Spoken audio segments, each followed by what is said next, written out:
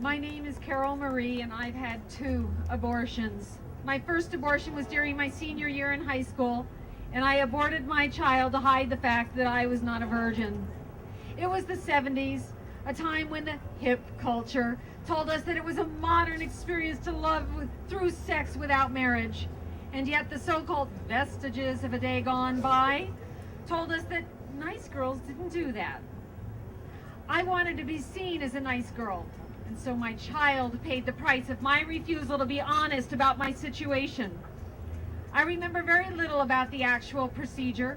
I went to Kaiser down here in Santa Clara and was sedated, so I didn't consciously feel the speculum or hear the suction. But what I do remember is telling Craig, the father, that I was pregnant and waiting to see his reaction.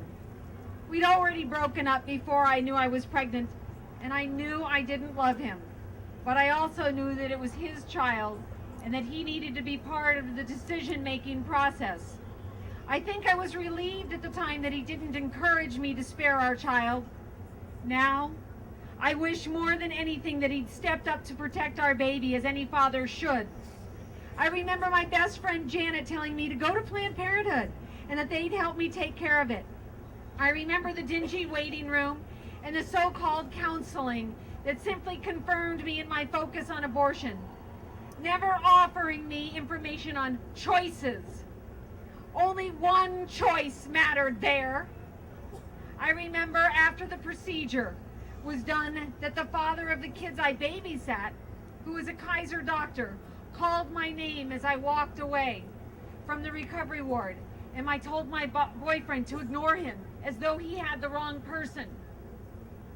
I've often wondered, was he my abortionist?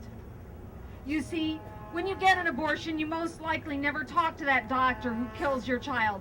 There is no doctor-patient relationship.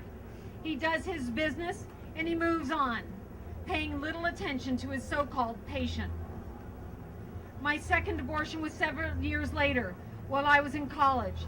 This time I knew I did not want an abortion. But my fiance and my doctor, who had recently ordered an x-ray that had exposed my child to radiation, they both pressured me until I caved to their insistence. And once again, I experienced that lie that is called a choice. I never had that large family I'd always wanted.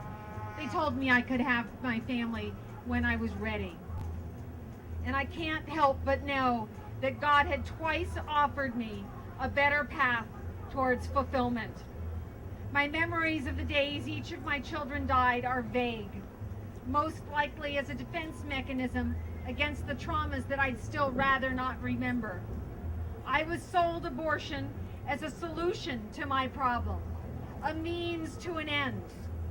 I now know without a doubt that I was sold a pack of lies. And this is why I say the time has come to recall abortion.